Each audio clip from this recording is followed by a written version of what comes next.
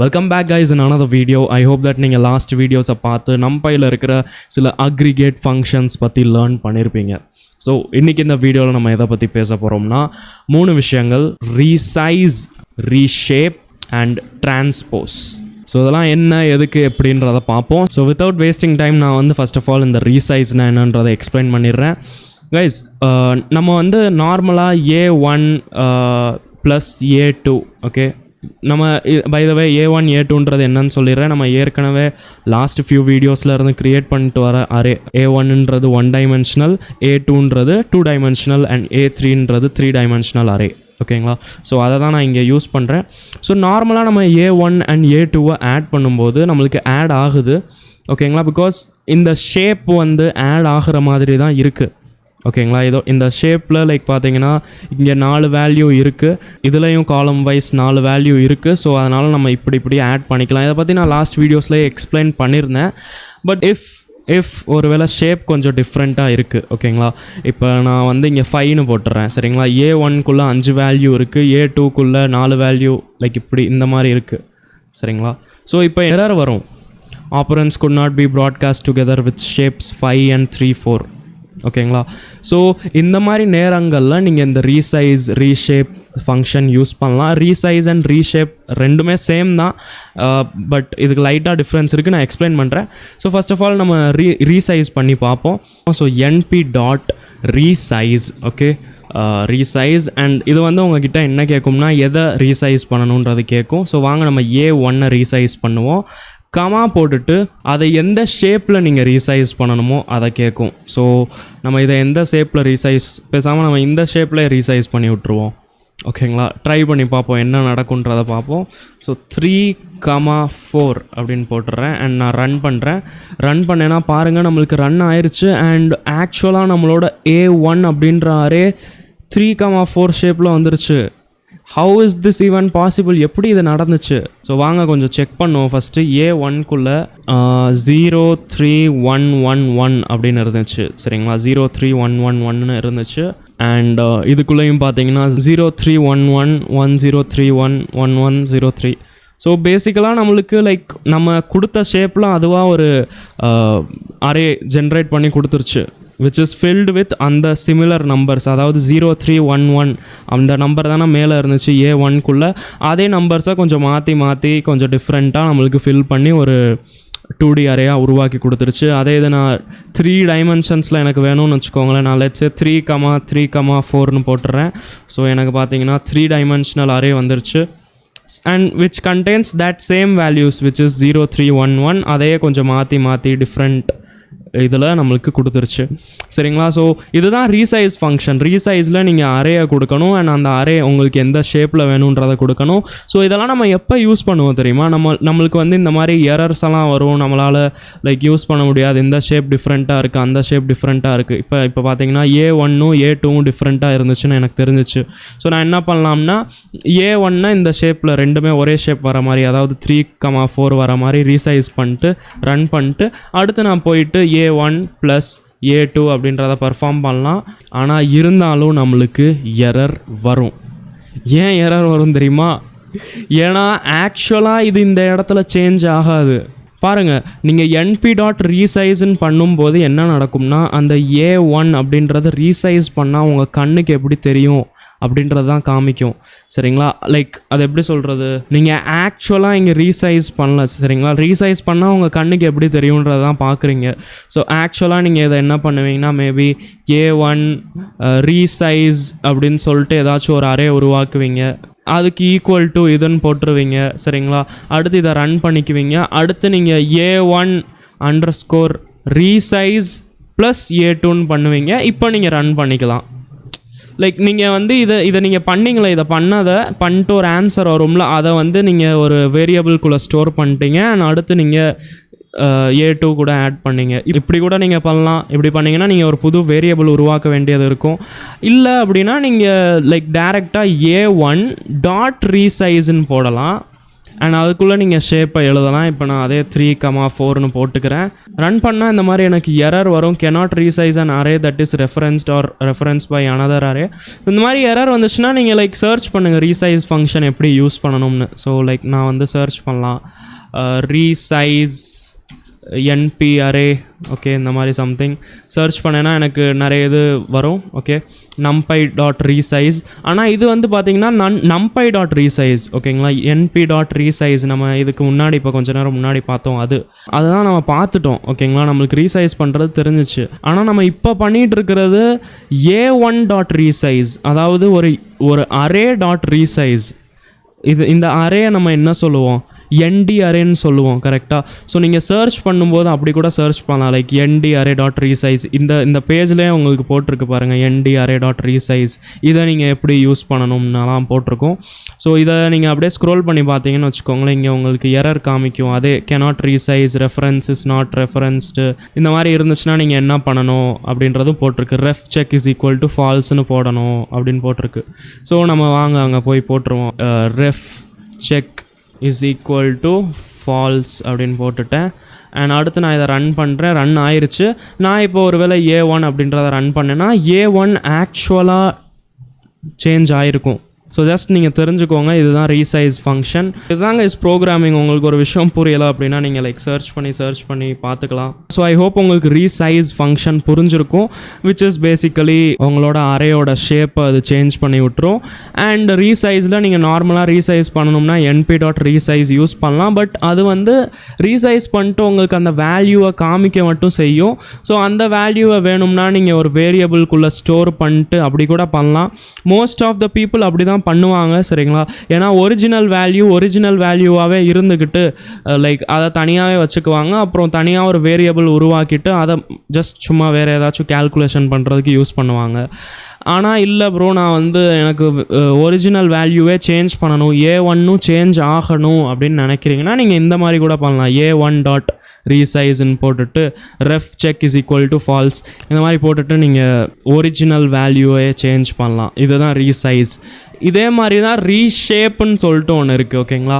ரீஷேப்புன்றதும் completely same தான். இப்போ நான் வந்து np.reshape, ஓகே, அண்ட் இதுக்குள்ளே நான் என்ன பண்ண போகிறேன்னா A2 நம்ம வச்சுருந்தோம்ல, A2-வை நான் ரீஷேப் பண்ண போகிறேன்.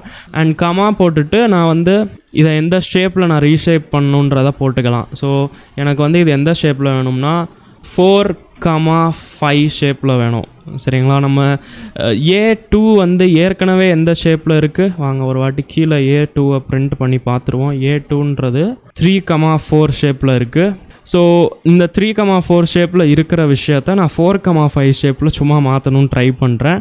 ஸோ நான் இதை ரன் பண்ணேன்னா நம்மளுக்கு எரர் வரும். எரர் என்ன சொல்லுதுன்னா cannot reshape array of size 12 into shape 4,5. So இதுதான் வந்து இந்த ரீஷேப்புக்கும் ரீசைஸுக்கும் டிஃப்ரென்ஸ், சரிங்களா. அதாவது நீங்கள் ரீஷேப் பண்ணும்போது உங்களோட A2, அதாவது உங்களோட அந்த அரே இருக்கும்ல, அதில் இருக்கிற வேல்யூவும் நீங்கள் உருவாக்க போகிற புது ஷேப் இருக்கும்ல, அதில் இருக்கிற வேல்யூஸோட எண்ணிக்கை ஒன்றா இருக்கணும். அதாவது லைக் இப்போ இது எந்த ஷேப்பில் இருக்குதுன்னு பாருங்கள்.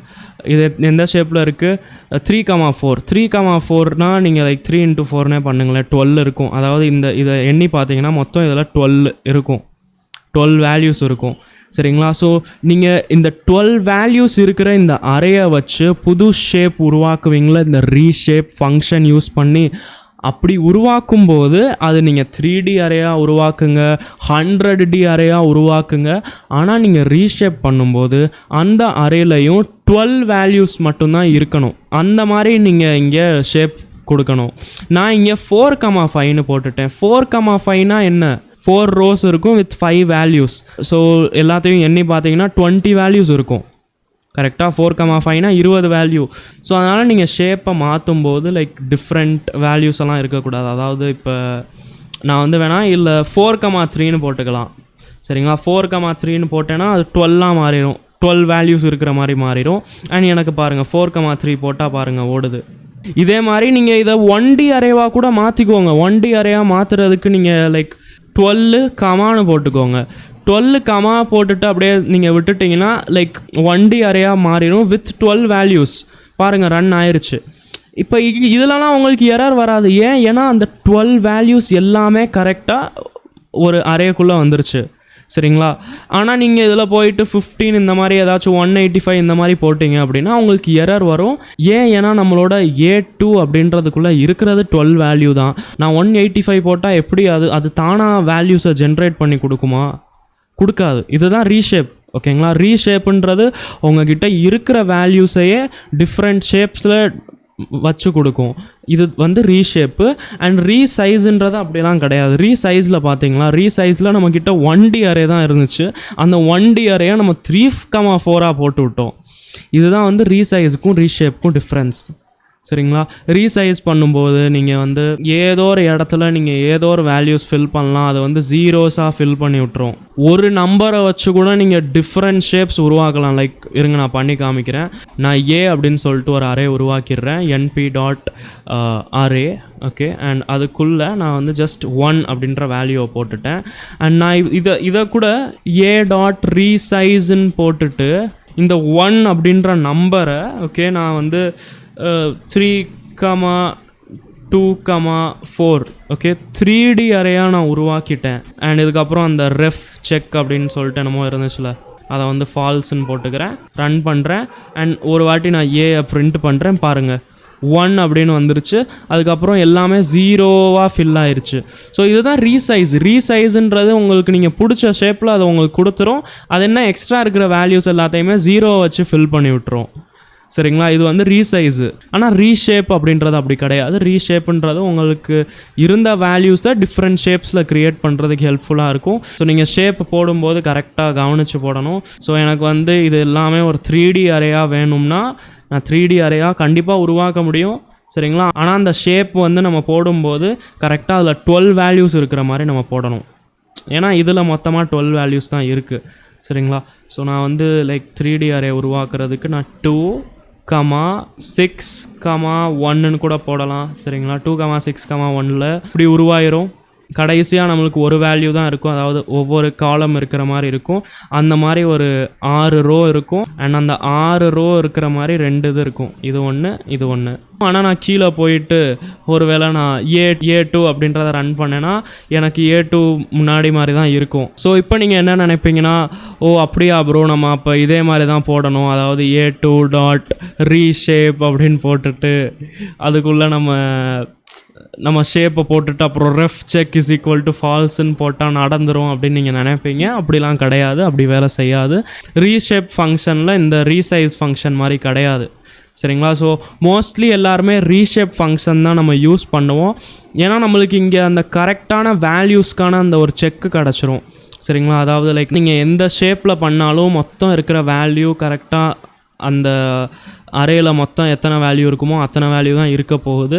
And most of the time நம்ம என்ன பண்ணோம்னா இதை A2_reshaped அப்படின்னு சொல்லிட்டு ஒரு அரேக்குள்ளே ஸ்டோர் பண்ணிக்குவோம். ஸ்டோர் பண்ணிட்டு அதை தான் யூஸ் பண்ணுவோம். சரிங்களா? அந்த மாதிரி யூஸ் பண்ணுவோம். ஏன்னா நம்மளுக்கு அந்த ஒரிஜினல் வேல்யூ சேஞ்ச் பண்ண வேணாம்.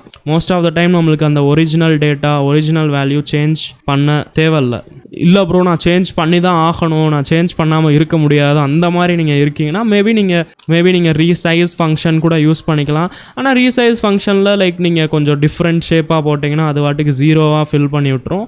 ஸோ அதனால் நீங்கள் ஒரு வேளை ரீஷேப்பை வச்சே நான் வந்து ஒரிஜினல் வேல்யூவே சேஞ்ச் பண்ணணும்னு நினைக்கிறீங்கன்னா நீங்கள் மேபி இப்படி கூட பண்ணலாம். இப்போ A2 ரீஷேப்டுக்குள்ளே இந்த வேல்யூஸ் எல்லாத்தையுமே ஸ்டோர் பண்ணிட்டீங்களா, மேபி நீங்கள் கீழே போயிட்டு A2 இஸ் ஈக்குவல் டு ரீஷேப்டுன்னு மாற்றிடலாம். ஓகேங்களா? இப்போ இப்படி மாற்றினதுக்கப்புறம் நான் இப்போ ஒரு வேளை போயிட்டு A2-வை ரன் பண்ணேன்னா A2 இப்போ பார்த்தீங்கன்னா மாறிடுச்சு. ஸோ இப்படி கூட நீங்கள் சேஞ்ச் பண்ணலாம். A2_reshapedக்குள்ளே புது வேல்யூவை கொண்டு வந்தீங்க. அடுத்து A2 is equal to A2 ரீஷேப்டுன்னு போட்டுட்டீங்க. ஸோ A2 அப்படின்றது இப்போ A2 ரீஷேப்டாக மாறிடுச்சு. அதாவது A2வில் அந்த வேல்யூஸ் எல்லாமே சேஞ்ச் ஆயிடுச்சு. அண்ட் இப்போ A2-வை நீங்கள் ரன் பண்ணிங்கன்னா இந்த வேல்யூஸ் வரும். ஒருவேளை நீங்கள் சேஞ்ச் பண்ணணும்னு நினைக்கிறீங்கன்னா இப்படி பண்ணிக்கலாம். ஸோ ஐ ஹோப் உங்களுக்கு ரீசைஸும் ரீஷேப்பும் புரிஞ்சிருக்கும். ரெண்டுக்கும் டிஃப்ரென்ஸ் புரிஞ்சிருக்கும். ரீசைஸுன்றது உங்களோட எந்த ஷேப்பில் வேணாலும் மாற்றி விட்டுரும், என்ன ஜீரோஸை ஃபில் பண்ணி மாற்றி விட்டுரும். ரீஷேப்புன்றது அப்படி கிடையாது, அது வந்து உங்களுக்கு பிடிச்ச ஷேப்பில் மாற்றி விட்டுரும். ஆனால் அதுக்குள்ளே இருக்கிற வேல்யூஸ் லைக் அதே டோட்டல் வேல்யூ ஒரே வேல்யூவாக இருக்கணும். அதாவது 12 வேல்யூ இருக்குன்னா டோட்டல் வேல்யூ 12 தான் இருக்கணும், அந்த மாதிரி. சரிங்களா? அதை நீங்கள் மெயின்டைன் பண்ணிக்கணும், இல்லாட்டி உங்களுக்கு எரர் வரும். அதுதான் ரீஷேப் அண்ட் ரீசைஸ்க்கு டிஃப்ரென்ஸ். அண்ட் அதே மாதிரி டிரான்ஸ்போஸ்ன்னு சொல்லிட்டு ஒரு ஃபங்க்ஷன் சொன்னேன், ரைட்? என்னடா இந்த டிரான்ஸ்போஸ்? ஸோ இப்போ நான் சும்மா எக்ஸாம்பிளுக்கு A1 அப்படின்றத ரன் பண்ணிக்கிறேன். A1ன்ற அரே தான் இருக்குது. டிரான்ஸ்போஸ்ன்றது என்ன பண்ணும்னா, நீங்கள் மேத்ஸில் படிச்சிருப்பீங்க. டிரான்ஸ்போஸ் அப்படின்றது அதாவது டி அப்படின்னு போட்டிருப்போம், சரிங்களா? அதே சேம் விஷயம் தான். டாட் போட்டுட்டு டி போட்டுருங்க, ஓகே, அண்ட் ரன் பண்ணுங்கள். டிரான்ஸ்போஸ் பண்ணி விட்ருவோம். டிரான்ஸ்போஸ்னால் ரோவை காலமாக மாற்றுறது, காலமாக ரோவாக மாற்றுறது, அவ்வளோதான். வேறு பெருசாக ஒரு ராக்கெட் சயின்ஸ் எல்லாம் இல்லை. படிச்சிருப்பீங்களா கைஸ்? 10th 9th மேட்ரிக்ஸ் அதே தான் இங்கேயும். அண்ட் எஸ், இதுவும் ஒரிஜினல் வேல்யூவை சேஞ்ச் பண்ணாது, சரிங்களா? A1 பார்த்துக்கோங்க, ஒரிஜினல் இப்படி தான் இருக்குது. அண்ட் பாருங்கள், ரோ காலமாக மாறிடுச்சு. ஓகே, இதுதான் ரோ, இது வந்து காலமாக மாறிடுச்சு, இப்படி மாறிடுச்சு. Okay, right. நீங்கள் ஸ்கூலில் படிச்சிருக்கீங்க ஒரு வேளை மேட்ரிக்ஸ்னால் இதுதான். ஸோ எஸ், இதில் ஒரிஜினல் வேல்யூ சேஞ்ச் பண்ணாது. ஒருவேளை நீங்கள் சேஞ்ச் பண்ணணும்னு நினைக்கிறீங்க அப்படின்னா நீங்கள் like A1 is equal to A1 dot T அப்படின்னு போட்டுட்டு ரன் பண்ணலாம். அடுத்து நீங்கள் A1 ரன் பண்ணிங்கன்னா ஆக்சுவலாக அந்த இடத்துல சேஞ்ச் ஆயிரும், சரிங்களா? ஸோ இதுதான் கைஸ், உங்களுக்கு டிரான்ஸ்போஸ் புரிஞ்சிருக்கும், ரீசைஸ் புரிஞ்சிருக்கும், ரீஷேப் புரிஞ்சிருக்கும். அண்ட் அவ்வளோதான் இந்த வீடியோவில். நெக்ஸ்ட் வீடியோவில் பார்ப்போம். ஸோ தேங்க்யூ ஃபார் வாட்சிங் திஸ் வீடியோ. நான் உங்களை அடுத்த வீடியோவில் பார்க்குறேன். Up to that, keep learning, keep practising and keep வாட்சிங் CodingAnna.